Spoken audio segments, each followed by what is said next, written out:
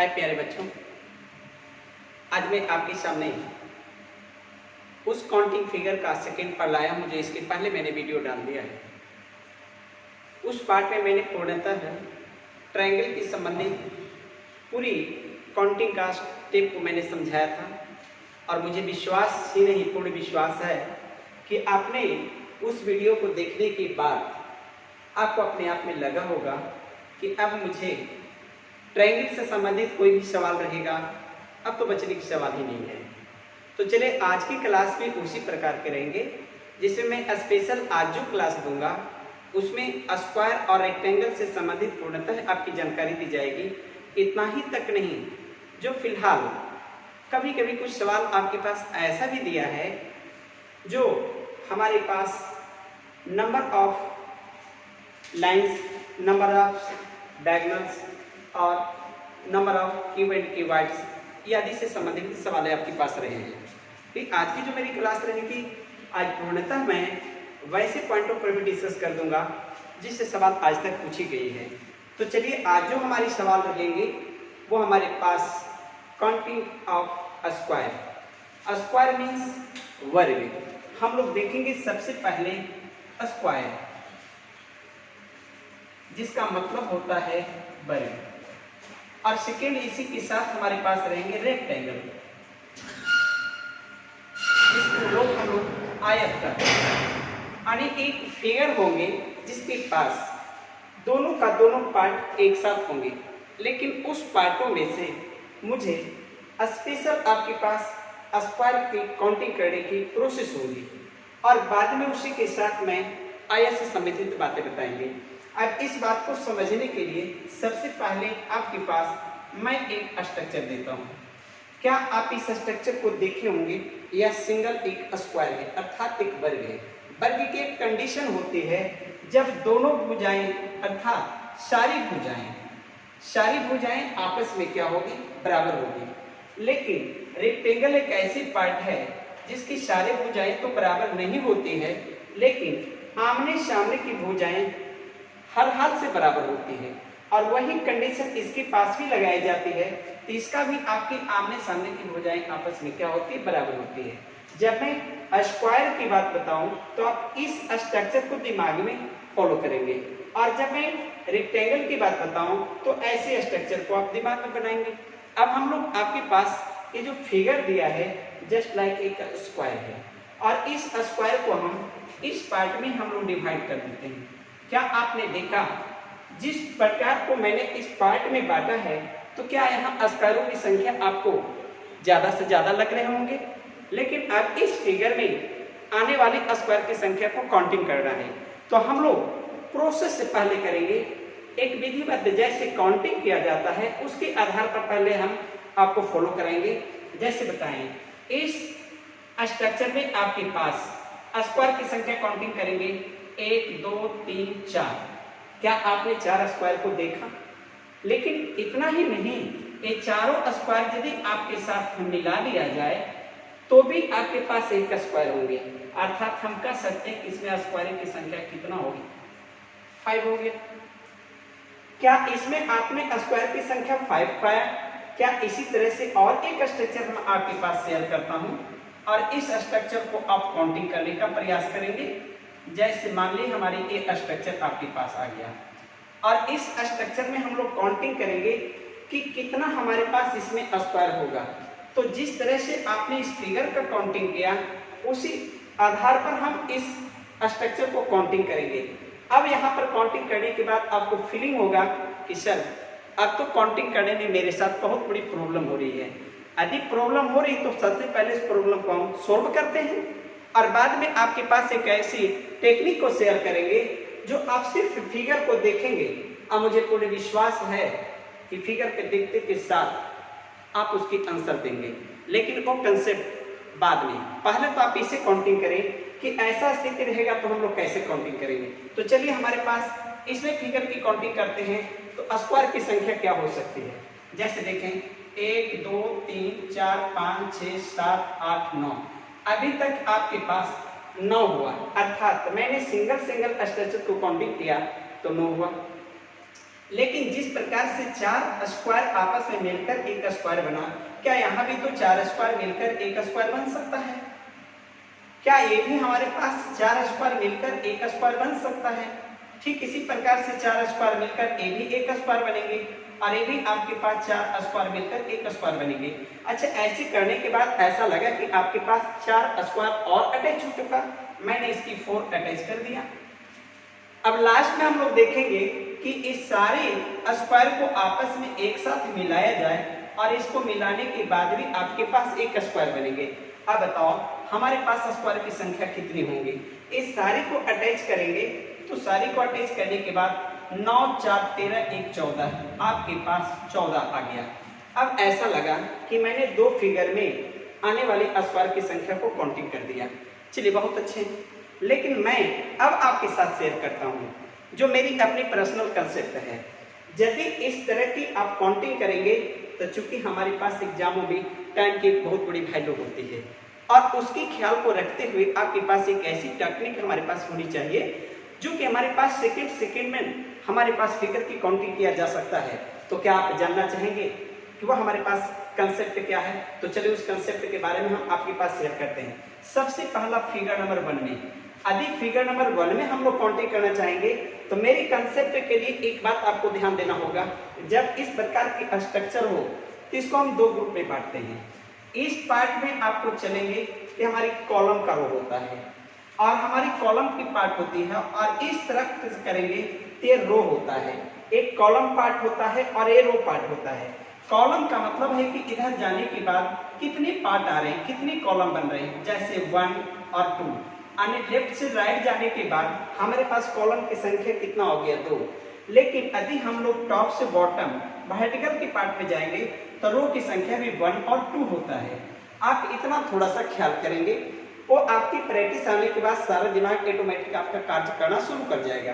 तो चलिए हम लोग देखते हैं कि जब हम लोग इस फिगर में लेफ्ट टू राइट चलते हैं तो कॉलम की संख्या मैक्सिमम मेरे पास कितनी जाती है? 2 जाती है। लेकिन टॉप टू बॉटम चलते हैं कि हमारे पास एक कॉलम है और ये रो है। रो में मैक्सिमम आपके पास कितना गया? 2 गया। हम हर हाथ से कोई भी फिगर हो तो आप कॉलम में मैक्सिमम और आपके पास रो की संख्या में भी आपको मैक्सिमम काउंटिंग करना होगा। चलिए हम लोग इसमें मैक्सिमम है तो हम लोग अपनी कंसेप्ट के अनुसार एस का मान निकालेंगे। मीन्स ओनली फॉर स्क्वायर के मान निकालने के लिए हम लोग को क्या किया जाता है? सबसे पहले कॉलम का सबसे बड़ा जो डिजिट है, नंबर है, हम उसे नोट करते हैं और सेकेंड पार्ट जो हमारे पास रो में जो हमारी सबसे बड़ी है उसकी पार्ट को रो करते और ये दोनों पार्टों को आपस में मल्टीप्लाई करते हैं। यदि आपने कॉलम की सबसे बड़ी मान और रो की सबसे बड़ी मान को आपने काउंटिंग कर लिया हो तो अब मैं सलाह देता हूं कि इस फिगर से मेरी कोई ताल्लुकात नहीं है, अब इसकी कोई जरूरत नहीं। यही मेरी कंसेप्ट है।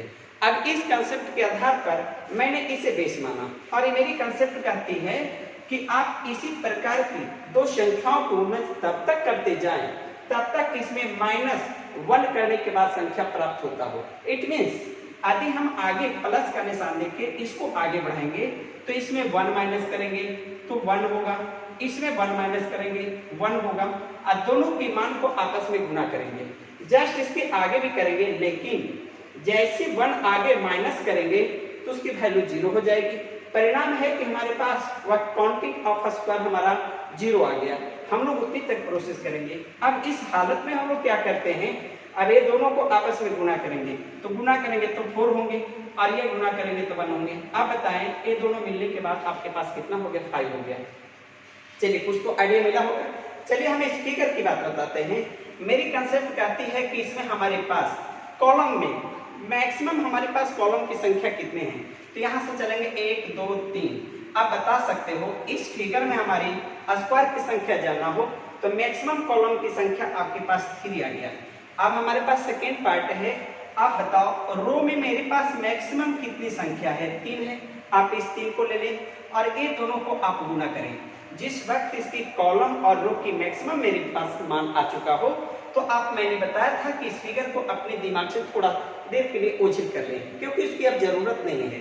अब हम लोग यहाँ क्या करें? मेरी कंसेप्ट बताती है आप एक दोनों में माइनस करेंगे। चलिए माइनस के 2 में से 1 गया सॉरी 3 में से 1 गया 2 बचा, आगे 3 में से 1 गया हमारे पास 2 बचा। क्या अभी भी इसमें 1 माइनस किया जा सकता है? अब माइनस करें, 2 में से 1 गया फिर 1 बचेगा, फिर 2 में से 1 गया 1 बचेगा। अब आप बताएंगे, अब इस सारे को मल्टीप्लाई करके ऐड कर देंगे। जैसे 3 तिया 9, 2 दूनी 4 और प्लस 1 है। आप बताएंगे 9 4 13 1 14 है। शायद आप बताएंगे मेरा इस प्रोसेस से भी आपके वही आंसर आया जो मैंने पूर्णतः पार्ट बाय पार्ट काउंटिंग करने से लाता था। यहाँ हमारे पास इस फंक्शन और इस फंक्शन में बहुत बड़ी फासला होंगे। शायद इसके लिए एक फिगर और हम आपके पास शेयर करेंगे। सपोज ही करें कि मेरे पास एक फिगर है, आप इसे इस प्रकार से कर दें। हमने इस प्रकार से किया है 1 2 और 3।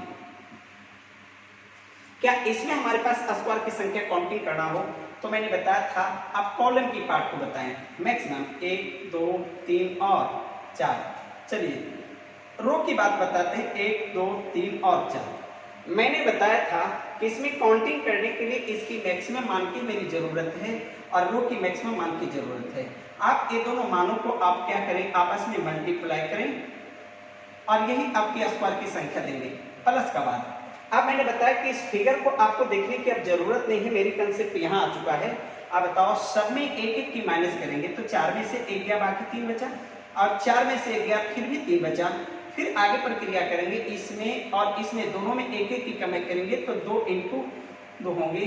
फिर प्लस का बाद यदि इससे 1 1 और कम करेंगे 1 × 1 आएंगे।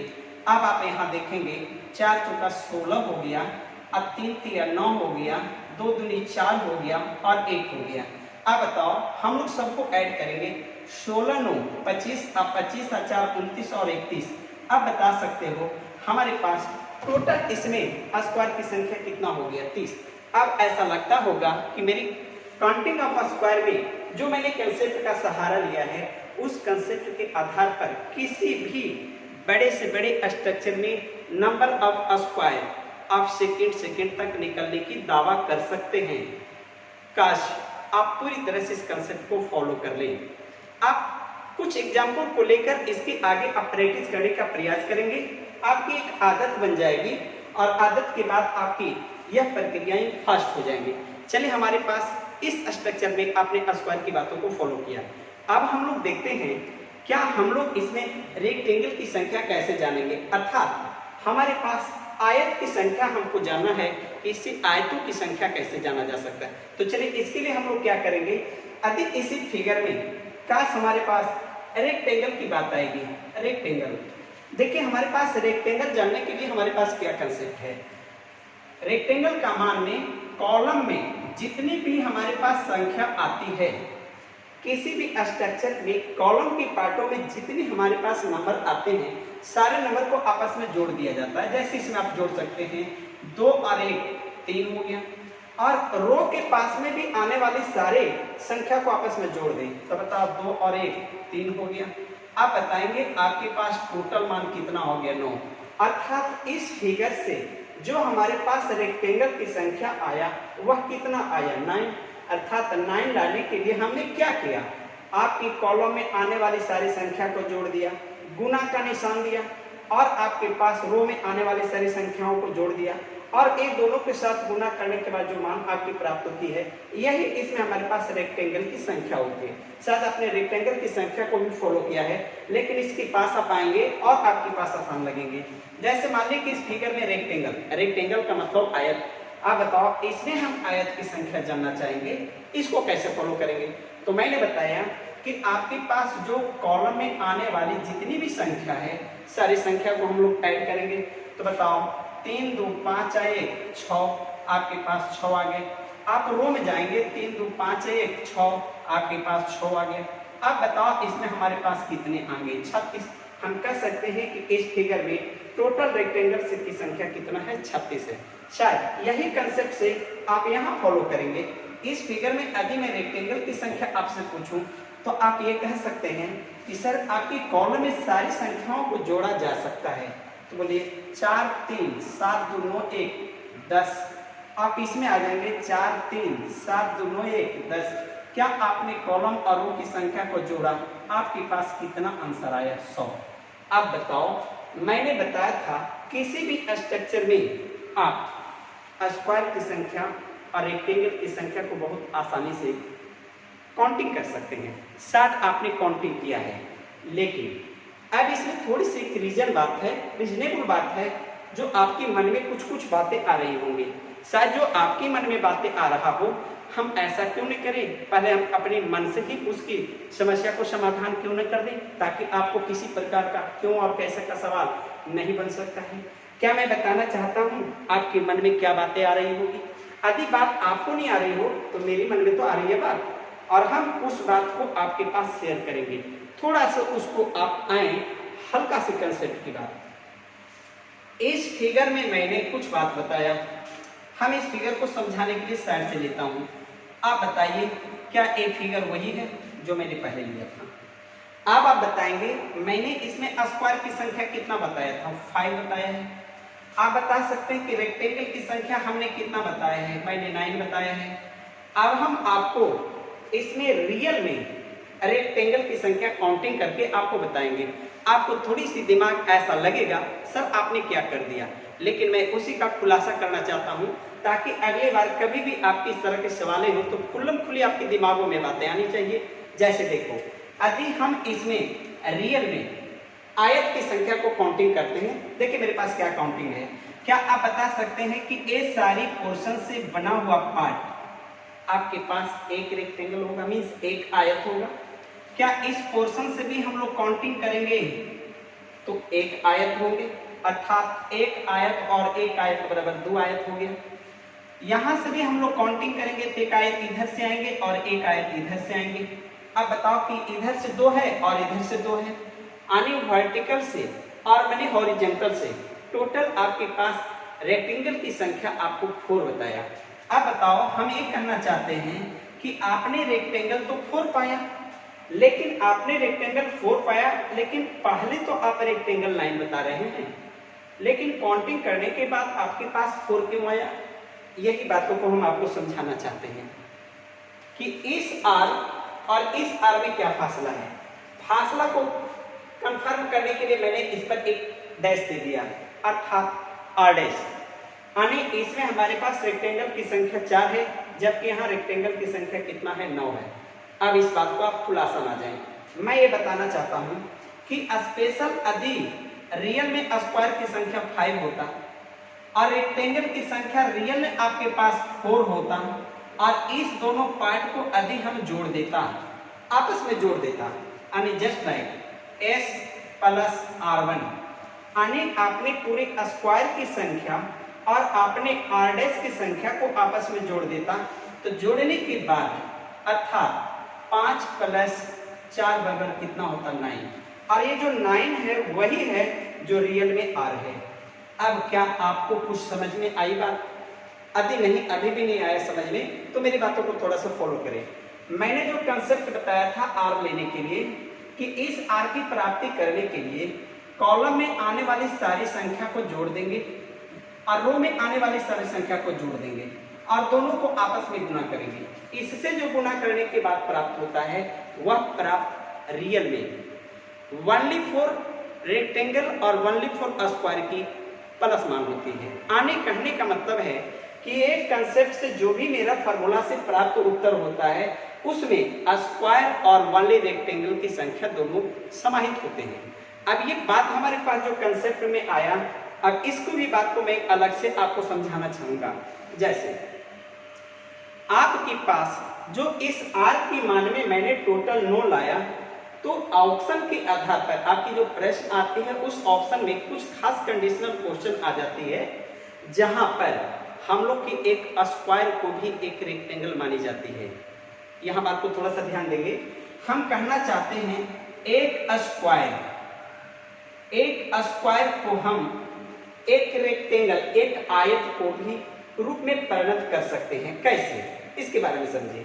क्या आप बता सकते हैं एक आयत आपके पास यह बताना चाहता है कि आमने सामने की भुजा आपस में बराबर होती है? क्या आपके पास आमने के सामने भुजा बराबर होती है रेक्टेंगल के लिए, क्या स्क्वायर में भी तो वही बात होती, इसकी भी तो आमने सामने की भुजा बराबर होती है। तो हम यहाँ कहाँ कह रहे हैं, हम कह रहे हैं कि जब आमने सामने की भुजा बराबर होती है तो ये कंडीशन तो आयत के साथ साथ वर्ग भी फॉलो करता है। इसलिए रीजनिंग की टॉपिक में जितने भी स्क्वायर होते हैं उसको कुछ पार्टों के लिए आपके पास रेक्टेंगल के रूप में फॉलो किया जाता है। यही परिणाम होता है कि जब ये मेरा कंसेप्ट होता है तो इसमें टोटल मान एक साथ हमारे पास फॉलो होते हैं। यदि आपसे 1D फॉर रेक्टेंगल की कहानी बताया जाए तो आप इस फॉर्मूला से क्या करेंगे कि ए आर की मान प्राप्त कर इस एस की मान को आप क्या करेंगे, आंसर कर देंगे। जैसे छोटी सी सवाल है, इस फिगर में आपसे बोल दिया जाए सिर्फ 1D फॉर मुझे रेक्टेंगल चाहिए, तो बताओ रेक्टेंगल करने के लिए नंबर ऑफ टोटल रेक्टेंगल में हमारी आर होंगे और माइनस एस होंगे। आप बताओ आर की वैल्यू इतना है और एस की वैल्यू 5 है, अब बताओ कितना है, 4 है। क्या मैंने आर एस की मान प्राप्त कर लिया? और इस तरह से मुझे पूरी विश्वास है कि आप किसी भी स्ट्रक्चर में स्क्वायर, रेक्टेंगल और 1D फॉर रेक्टेंगल की पूरी प्रोसेस को आप समझे होंगे। तो चलिए हमारे पास यह रेक्टेंगल और स्क्वायर के बारे में पूरी मैंने कंसेप्ट दिया। मैंने अभी कुछ देर पहले बताया था कि कुछ ऐसी सवालें हैं जो आपसे स्क्वायर और रेक्टेंगल के सिवाय भी आपसे सवालें पूछी जाती है। जैसे आपकी सवाल कुछ ऐसा रह सकता है, नंबर ऑफ स्ट्रेट लाइंस।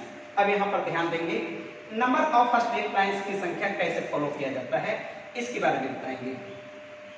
एक कुछ प्रश्न हमारे पास ऐसे हैं जो एग्जामों में कभी कभी आपके पास पूछ दिया जाता है, इसलिए हम लोग उसकी कंसेप्ट को भी आपके साथ शेयर करना चाहता हूँ। जैसे number of straight lines, point हमारे पास आएगी स्ट्रेट लाइंस। अब आप बताएंगे हमारे पास किसी भी फिगर में नंबर ऑफ स्ट्रेट लाइंस की मान यदि दिया जाए तो मैं यह बात आपके पास शेयर करना चाहता हूं कि आपके पास 2 डायमेंशन से लेकर 3 डायमेंशन कोई भी पार्ट हो, उसको बनाने के लिए हमारे पास 3 स्ट्रेट लाइन की जरूरत होती है। वो 3 स्ट्रेट लाइन क्या है? आपके पास किसी भी फिगर को बनाने के लिए तो आपके पास हॉरिजॉन्टल स्ट्रेट लाइन की जरूरत पड़ेगी। हॉरिजॉन्टल इट मींस इस प्रकार की स्ट्रक्चर होती है। सेकेंड, आपके पास जो भी स्ट्रक्चर होगी होरिजॉन आपके पास वर्टिकल हो। वर्टिकल का मतलब है कि आप इस प्रकार की लाइन के सहयोग ले सकते हैं। और आपके पास हमारे पास अगला जो लाइन हो सकती है वो डायगोनल होगा, या तो फिगर इस तरह के होंगे या तो फिगर इस तरह के होंगे।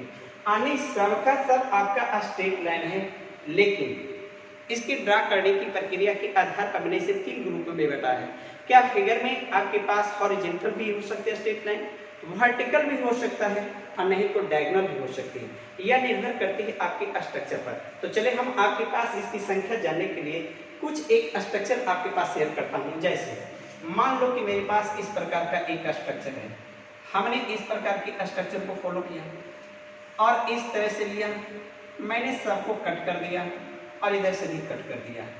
अब हम लोग को बताना है number of straight lines in this figure. अब इस फिगर में पूरी कितनी स्ट्रेट लाइंस की संख्या हो सकती है। इसके लिए हम लोग क्या करेंगे कि ऐसा फिगर जब भी आए तो सबसे पहले VDH आने आप ऐसे ड्रा करें और अपने दिमाग को लगाएं। क्या सबसे पहले मैं वर्टिकल की काउंटिंग कर लूँ? चलिए वर्टिकल की काउंटिंग करता हूँ, 1 2 3 4 5। क्या वर्टिकल की संख्या 1 4 5 है? तो हम लोग वर्टिकल में 5 लिख देंगे। यानी आपके खड़े जो लाइन है उसकी मैक्सिमम संख्या कितना मैंने बताया, 5 बताया। अब आइए आपके पास हॉरिजॉन्टल, हॉरिजॉन्टल इस रूप में होते हैं। आप बताएंगे कि इसकी पैरेलल जितने भी होंगे सारे के सारे हॉरिजॉन्टल होंगे। तो चलिए यहाँ पर से हमारे 1 2 और 3। अब बताओ हमने इसमें टोटल कितना हॉरिजॉन्टल लिया, 3, हम लेंगे 3। अब हमारे पास बच गई क्या, डायगोनल। डायगोनल के स्ट्रक्चर, डायगोनल के स्ट्रक्चर आपको इधर से होंगे और नहीं तो इधर से होंगे। तो आप देखिए डायगोनल की संख्या इधर होंगे और नहीं तो इधर होंगे। बताओ डायगोनलों की संख्या आपके पास कितना हो गया, 2। अब हम लोग इसको क्या करेंगे, जोड़ लेंगे। जोड़ने के बाद 5 2 7 3 10 और यही आपके पास क्या है, आंसर है।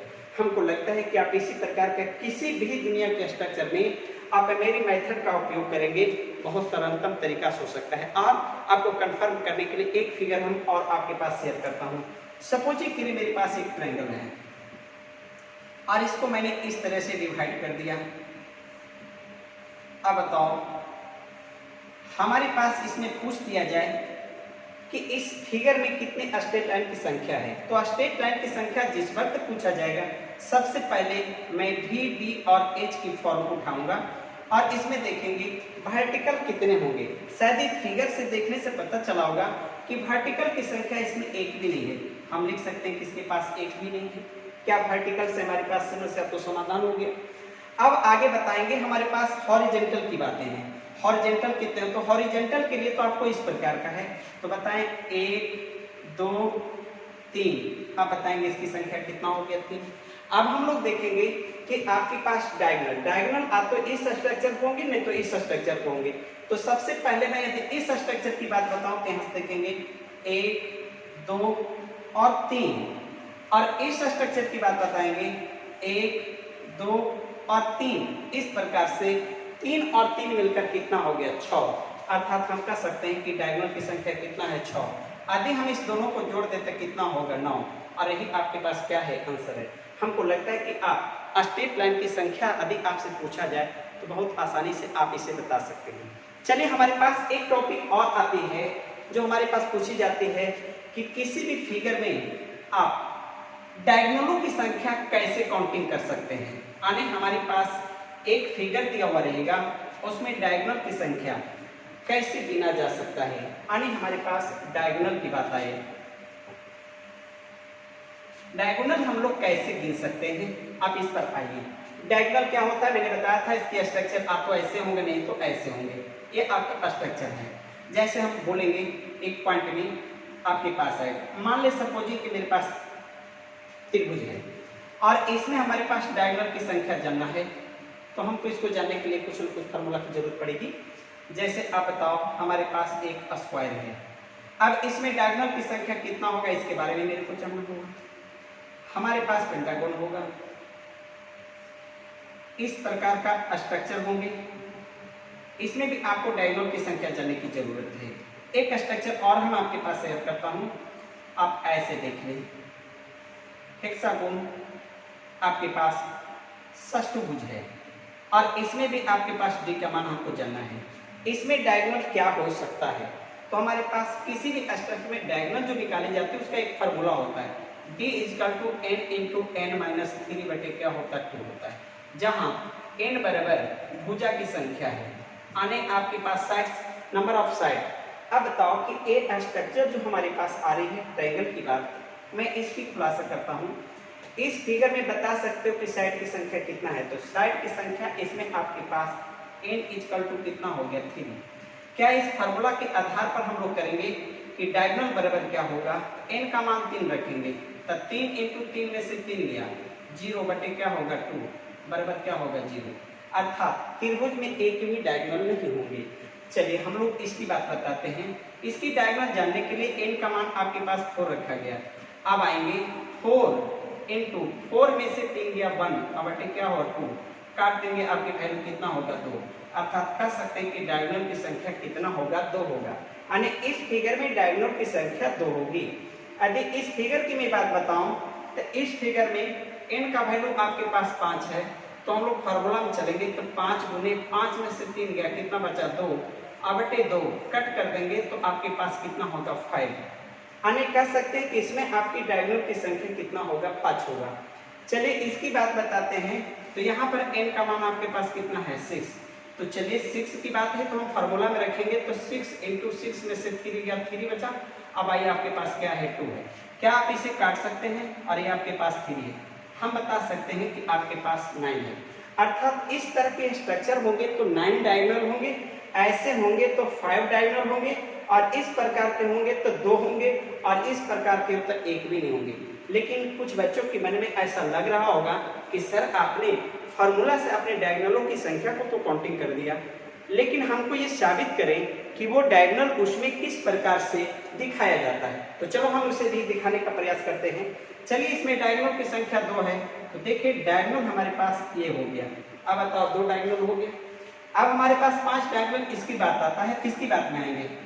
एक डायगोनल मैंने ऐसा कर दिया 1, इससे अपने 2, आपके पास हो गया 3, इससे 4 और इससे 5, अर्थात हम बता सकते हैं किसमें डायगोनलों की संख्या मेरा कितना हो गया, 5 हो गया। चलिए हम लोग यहाँ पर डायगोनल की बात बताते हैं।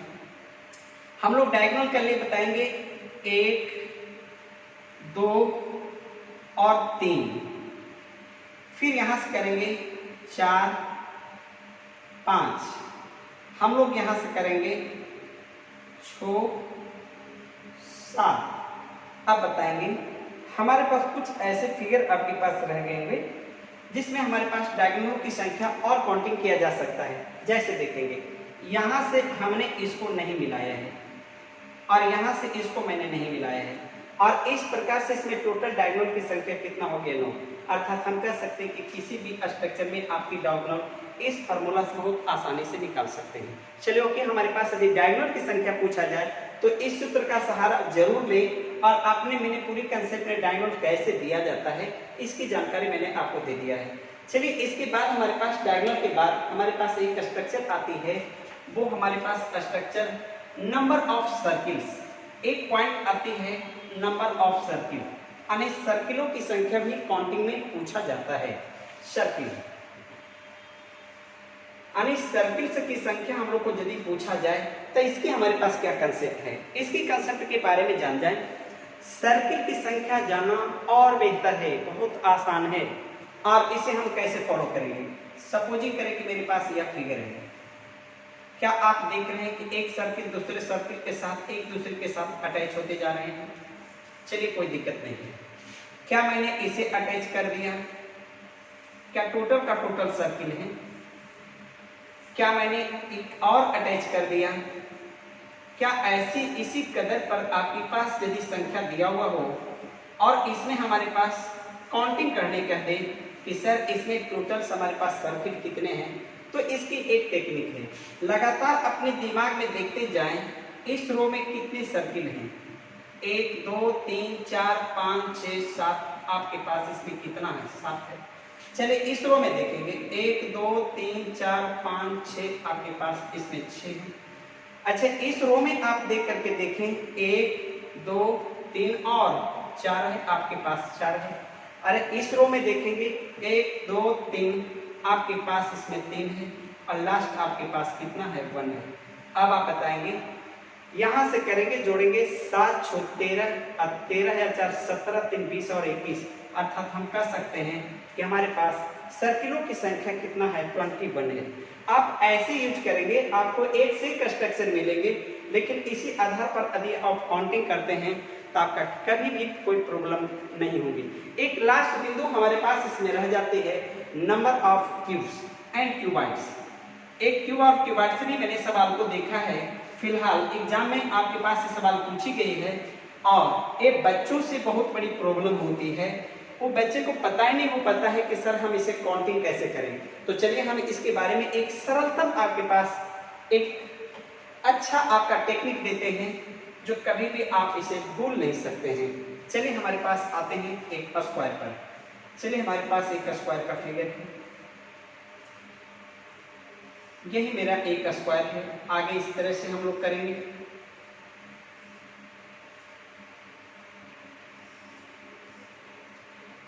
एक फिगर और हम लें, थोड़ा सा फिगर को हम नीचे लेंगे। चलिए एक फिगर को ऐसे ही ले लेते हैं। आप आएंगे यहाँ पर,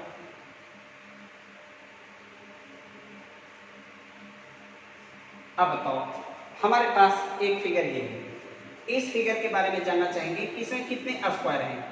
तो ऐसी स्थिति में आपके पास स्क्वायर जानना हो तो पहले बताएंगे इसका टॉप पोजीशन पर आप बताएंगे। ये टॉप पोजीशन आपके स्क्वायर की संख्या बताती है। यहाँ पर एक आपके पास है और यहाँ एक है, लेकिन इसके पास जाएंगे तो जस्ट ऊपर है, ऊपर के बाद एक नीचे है, इसमें टोटल कितने हैं। यदि इस तरह की सवालें रहेंगे तो आपसे पूछेगा, 3 तरह के सवालें पूछा है, इसमें टोटल कितने स्क्वायर होंगे और इसमें कितने स्क्वायर आपके सामने खुले आंखों से दिखाई दिया पड़ता है और कितने ऐसे क्यूब हैं जो आपके पास हिडन होता है, छिपा हुआ होता है। तो चलिए हम लोग इसमें देखेंगे। टोटल इसके पास करने के लिए क्या करेंगे, ऊपर वाले पोर्शन को जोड़ेंगे। 1 1 2 और 2 4 हो गया। अच्छा बताओ इसमें दिखाई कितने देते हैं, 1 2 और 3, दिखाई देने वाला 3 है। तो आप बता सकते हैं टोटल आपके पास 4 है, दिखाई 3 दे रहा है, तो ये दोनों का अंतर कितना है, 1, और यही आपके पास क्या है, हिडन है। हम एक फिगर और आपके पास शेयर करता हूँ और ये शायद आपके लिए बेजबरदस्त रहेंगे और इससे आप बहुत अच्छे ढंग से समझेंगे। चलिए देखिए, मेरी फिगर बनाने की तरकीब को देखेंगे। कितने बच्चों को एक फिगर नहीं बन पाता है, गिनती तो बात की बात है, फिगर ही कंट्रोल नहीं हो पाता है। और हम कहेंगे कि आप जिस तरह से मैं काउंटिंग कर रहा हूँ या स्ट्रक्चर बना रहा हूँ उसी तरह से आप भी फॉलो करेंगे, इस तरह से। चलिए हमारे पास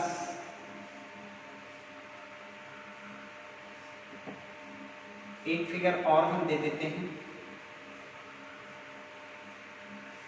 चलिए आपके पास कुछ न कुछ ऐसा आ गया, आप इसे काउंटिंग करें। चलिए देखें, 1 1 1, क्योंकि इसमें हमारे पास 1 1 है, यहाँ पर से पास डबल होते हैं, यहाँ से ट्रिपल है। क्या आपके पास 3 सवाल रहेंगे, ए रहेंगे, एस रहेंगे और एच रहेंगे। आप बताओ टोटल क्या है। तो टोटल के लिए 1 1 2 1 3 और 3 2 5 2 7 और 7 3 10 आपके पास टोटल आ गया। लेकिन आप इसमें देखेंगे कि आपके पास नजर कितने आ रहे हैं, 1 2 3 4 5 6 7, आपको 7 दिखाई पड़ रहा है। आप बता सकते हो हिडन इसमें कितने हो सकते हैं, तो आपके पास हिडन कितने होंगे, 3 होंगे। क्या आपने देखा इस तरह के हमारे पास नंबर्स ऑफ स्क्वायर हो या नंबर ऑफ क्यूब और क्यूबॉइड हो, आप आसानी से इसको आप काउंटिंग कर सकते हैं।